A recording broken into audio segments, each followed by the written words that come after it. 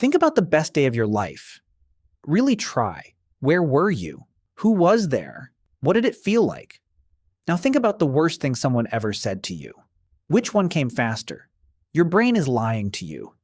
It has been lying to you your entire life. And the strangest part is, it's doing it to keep you alive.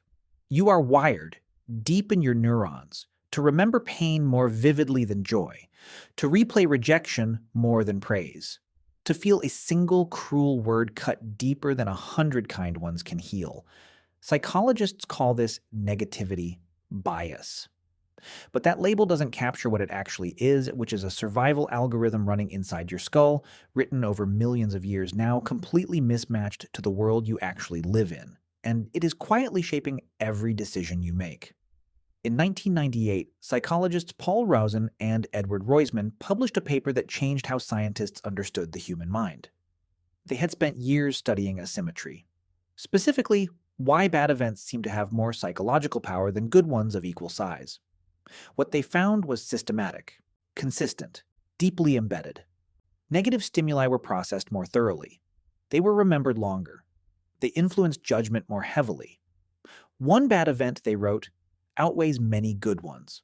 Not by a little, by a lot. Your brain is not balanced. It was never meant to be.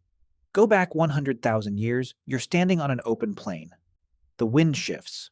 Something rustles in the grass. Your ancestors had two options in that moment. Option 1, assume it's nothing and keep eating.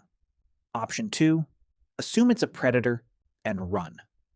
The ones who assumed the worst lived. The ones who assumed the best did not always get to pass on their genes. This is what neuroscientists call the negativity bias in action. Your brain evolved to treat bad information as more important, more urgent, more real than good information. It is not pessimism. It is not weakness. It is the output of billions of moments of selection pressure, carved into your amygdala, encoded in your stress hormones, wired into the circuitry of your memory. And your memory is where it becomes dangerous. Neuroscientist Joseph LeDoux spent decades studying how the brain stores emotional memories. What he found was that fear and pain take a different pathway than joy and pleasure. When something frightens you or hurts you, your amygdala, the ancient almond-shaped cluster deep in your temporal lobe, floods the hippocampus with stress hormones. Those hormones act like a highlighter. They make the memory brighter, more detailed, harder to fade. Good memories don't get the same treatment. They form, they store. But they don't get highlighted the same way. Over time, they blur, flatten, lose their edges. This is why you can remember with startling clarity the exact words someone used to humiliate you at 14 years old, but struggle to recall the specifics of a birthday that made you feel completely loved. Your brain is not being cruel to you. It is prioritizing survival data. But here's the problem. The predators are gone. The physical threats that this system evolved to handle, they are no longer the primary source of pain in your life. Now the threats are social. An unanswered text, a disappointed look from a parent, a comment left on something you made, a moment of public failure. Your amygdala doesn't know the difference. It processes social rejection with the same urgency as physical danger. Research from psychologist Naomi Eisenberger at UCLA confirmed this in a way that shocked even her colleagues. When people were excluded from a simple digital ball-tossing game, a game with strangers they would never meet, their brains showed activation in the same regions that process physical pain. Being left out hurts. Literally, neurologically, in the same place as a broken bone, and your brain remembers it that way.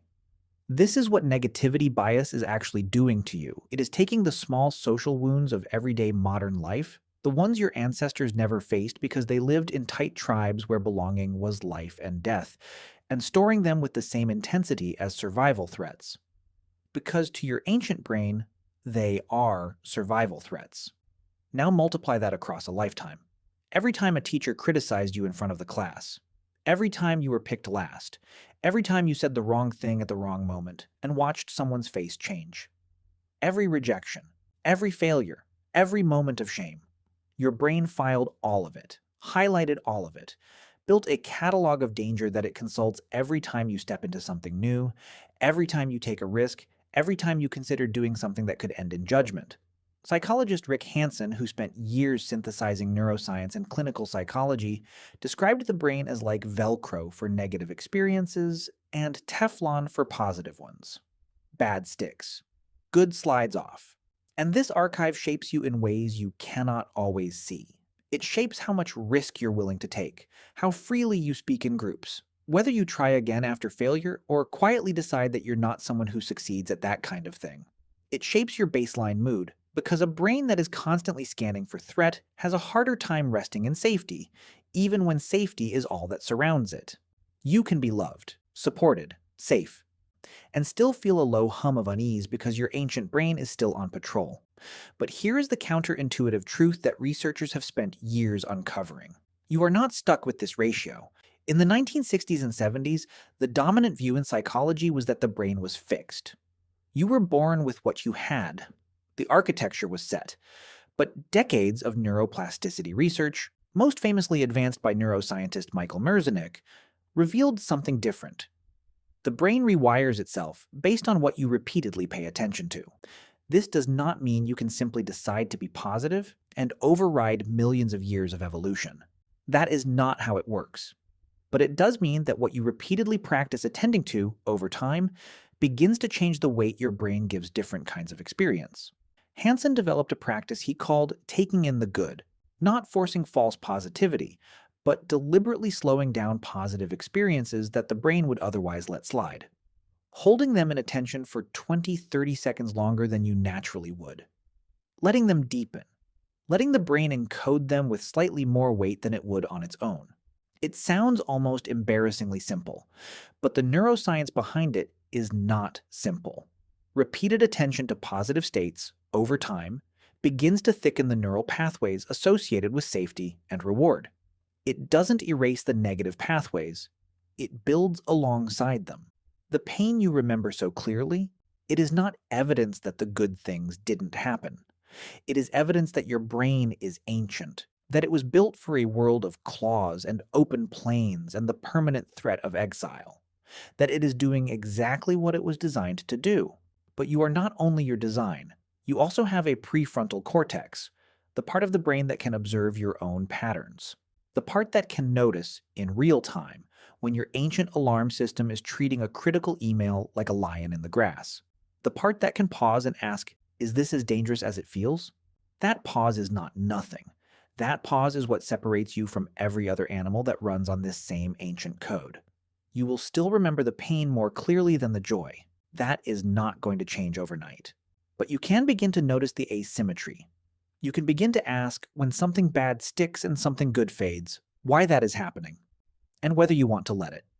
Tonight, think about something good that happened today. Something small, a moment of warmth, a task finished, a laugh that felt real. Hold it in your mind. Let it sit there longer than it wants to. Your ancient brain built a system to remember what hurt you. It is time to teach it that safety is worth remembering too.